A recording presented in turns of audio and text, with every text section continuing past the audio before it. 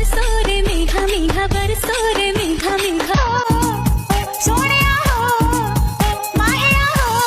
ভিডিওর কমেন্ট গুলো দেখার পরে আপনি হাসতে হাসতে পানিতে পড়ে যাবেন, কারণ এই ভিডিওর কমেন্ট গুলো এতটাই ফানি ছিল যে এই ভিডিওর কমেন্ট দেখে আমি এত জোরে হাসছি। আমার হাসি দেখে পাশের বাসার আন্টি থানায় ফোন দিছে উদ্ধার করার জন্য, ভয় পাইছে। এই গাড়ি চালাইতে 4 জন ড্রাইভার লাগবে। পরে কেউ জনি সিং এর কাছে পাঠিয়ে দে।